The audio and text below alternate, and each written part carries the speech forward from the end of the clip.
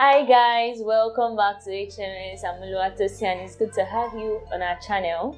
Thank you for tuning in to see what we have for you today, and as you can see from the title of this video, I'll be taking us through a process: outlining, preparing, managing your time, and all sort that goes down writing theory exams. So let's get right into it.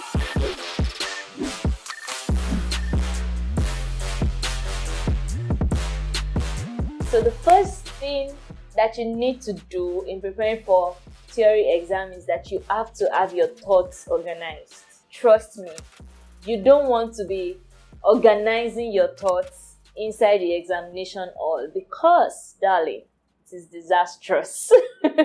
So that's where preparing your outlines before exam comes in. So you write your outlines before exam.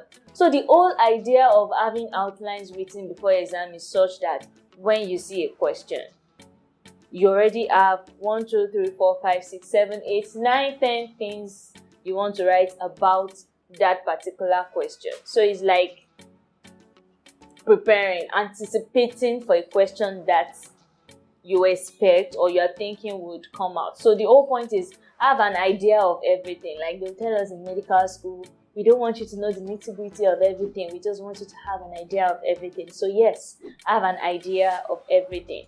So let's get down to outlining, which falls under organizing your thoughts. So the way I do it in exam is I write assuming I'm expected to write on femoral triangle now.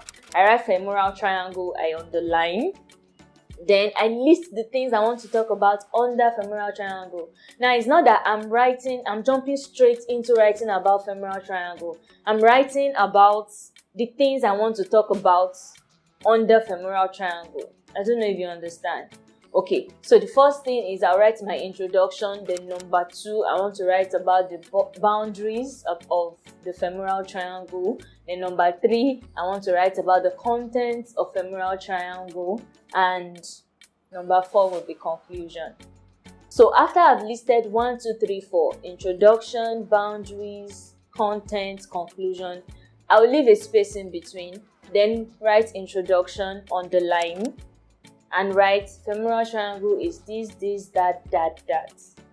Then after writing that, I go to the next thing, which is up there, supposed to be boundaries. Then I write boundaries, I underline, and under boundaries, I write the boundaries of femoral triangle. Then leave a line, go to the content, then you write content in capital letter. I advise I write it in caps.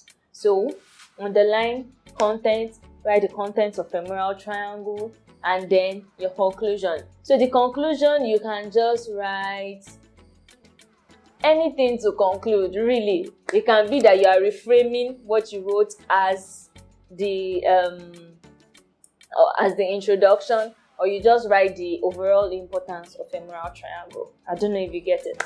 So say for instance you're asked to write about autopsy for clinical guys. You write the introduction to autopsy, write the types of autopsy, the procedure of autopsy, and the different cuts and all of that. So you go, then you write your conclusion, then you go to the next part, which is that you write introduction, you underline, you write the definition, then you go to types, you underline. So that way. So that's how to go about. So this is why it is actually important that you have your thoughts organized, so that you are not lost in between thinking of what to write. It is that you at least have an idea of what to write. And then the whole point of outlining it first before writing about it is so that even if at all you are running against time and you're unable to touch everything, your examiner at least has the idea that you had intentions of writing about content of femoral triangle, even though you were not able to write the whole contents later on. So the outline it gives some sort of overview of all the things that you had in mind that you wanted to write about. Do you get it? Okay, one other thing that I would like that you also take note of is timing. So for theory exams, usually we get trapped by the fact that you know one question, you don't know the other, then you want to spend the whole time on that question. No, please don't do that. So for theory exams, there's something we call closed marking. The minimum you can get, even if all you wrote is definition, the minimum you can get is 3. And the maximum you can get is 7. I think 8 in some other places, but my school uses 7, sometimes 8. So it's closed. No matter how much you write, you're not going to get more than 8. No matter how little you write, you're not going to get more than 3. So the whole idea is that make sure you write something about each question that you're expected to write about. So that way you at least get minimal marks in all of the questions you were expected to write about. So that way you don't lose marks for not even addressing a question at all. So be time conscious. If you were to answer 5 questions and you're given an hour 30 minutes, I would advise that, okay, the first 60 minutes, okay, let's do like 15 minutes for each. Use the first 15 minutes for the first question, use the second 15 minutes for the second, use the second 15, and be time conscious such that once the 15 minutes is over, you are stopping that question wherever you get to. Don't say, let me quickly finish it. No, please don't do that.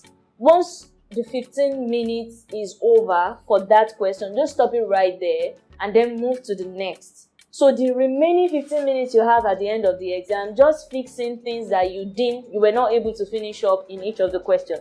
So that way you've been able to touch everything, you've been able to go back and fix in the things you didn't fix in, and that way you've at least touched all the topics you are supposed to touch.